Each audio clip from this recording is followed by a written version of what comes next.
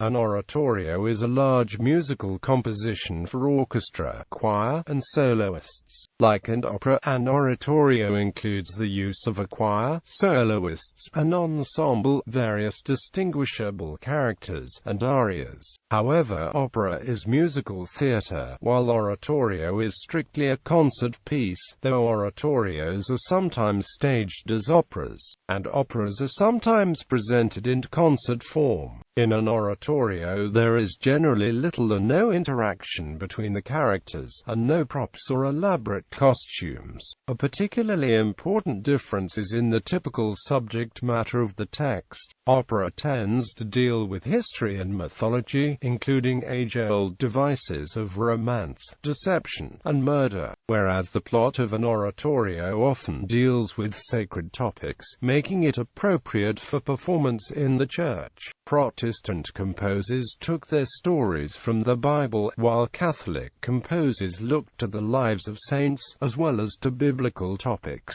Oratorios became extremely popular in early 17th century Italy, partly because of the success of opera and the Catholic Church's prohibition of spectacles during Lent. Oratorios became the main choice of music during that period for opera audiences. History. Etymology. The word oratorio, for the Italian for pulpit or oratory, was named from the kind of musical services held in the church of the Oratory of St. Philip Neri in Rome in the latter half of the 16th century.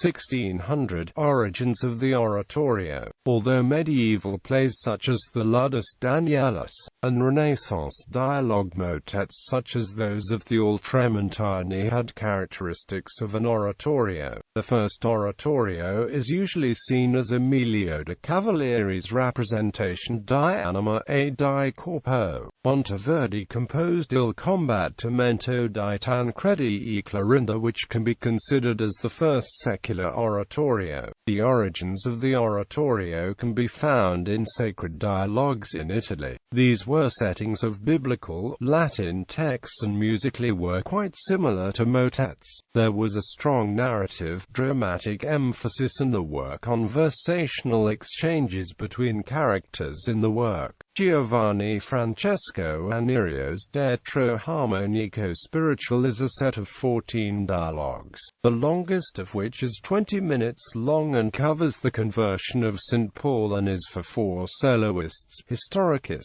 tenor; St. Paul, tenor; Voice from Heaven, bass; and Ananias, tenor. There is also a 4-part chorus to represent any crowds in the drama. The music is often contrapuntal and madrigal-like.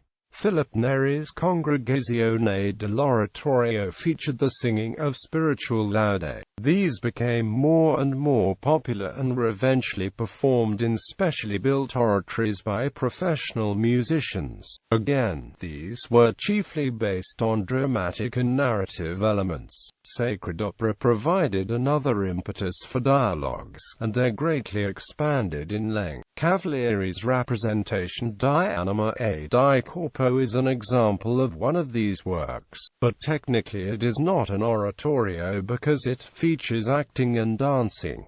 It does, however, contain music in the monodic style. The first oratorio to be called by that name is Pietro della Valle's Oratorio della Purificazione, but due to its brevity and the fact that its other name was dialogue, we can see that there was much ambiguity in these names. During the second half of the 17th century, there were trends toward the secularization of the religious oratorio. Evidence of this lies in its regular performance outside church halls, in courts and public theaters. Whether religious or secular, the theme of an oratorio is meant to be weighty. It could include such topics as creation, the life of Jesus, or the career of a classical hero or biblical prophet. Other changes eventually took place as well, possibly because most composers of oratorios were also popular composers of operas. They began began to publish the librettos of their oratorios as they did for their operas. Strong emphasis was soon placed on arias while the use of the choir diminished. Female singers became regularly employed, and replaced the male narrator with the use of recitatives.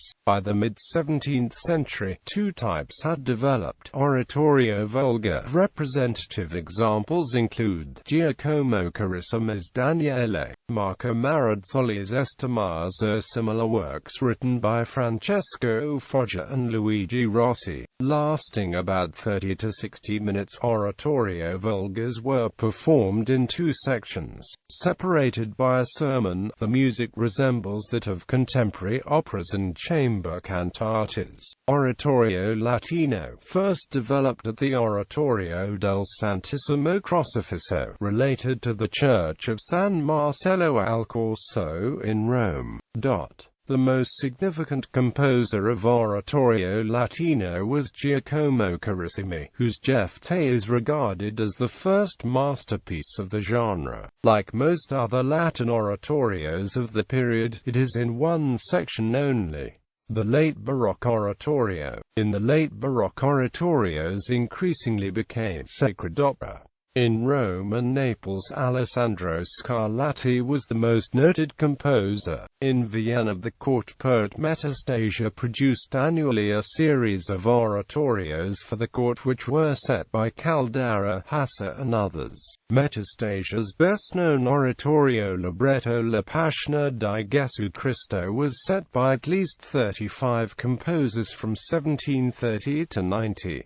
In Germany, the Middle Baroque oratorios moved from the early Baroque Historia-style Christmas and Resurrection settings of Heinrich Schütz, to the Passions of J.S. Bach. Oratorio passions such as Der Tod Jesu set by Telemann and Karl Heinrich Graun. After Telemann came the Galante oratorio style of C.P.E. Bach. The oratorio in Georgian Britain. The Georgian era saw a German-born monarch and German-born composer define the English oratorio. George Friedrich Handel, most famous today for his Messiah, also wrote other oratorios based on themes from Greek and Roman mythology and biblical topics. He is also credited with writing the first English-language oratorio, Esther. Handel's imitators included the Italian Laudati, who was employed by the Amsterdam Jewish community to compose a Hebrew version of Esther. The Victorian oratorio. Britain continued to look to Germany for its composers of oratorio. The Birmingham Festival commissioned various oratorios, including Felix Mendelssohn's Elijah in 1846, later performed in German as Elias.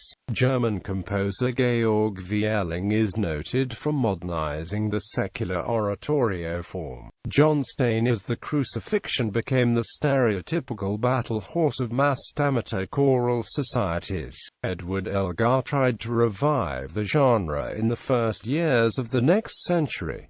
20th century oratorios. Oratorio returned haltingly to public attention with Stravinsky's Oedipus Rex in France, William Walton's Belshazzar's Feast at Leeds, Arthur Honegger's Jeanne d'Arc in Basel, and Franz Schmidt's The Book with Seven Seals in Vienna. Post-war oratorios include Dmitri Shostakovich's Song of the Forests Op. 81, Sergei Prokofiev's On Guard for Peace, Vadim Salmanov's 12, Christoph Penderecki's Street, Luke Passion, René Clemenceau's Kabbalah, and Osvaldo Golijov's La Pasión según San Marcos. Oratorios by popular musicians include Elia Couto Ferre's La Chanson du Mal Aimé Acute based on Guillaume Apollinaires' poem of the same name, and Paul McCartney's Liverpool Oratorio. 21st century oratorios.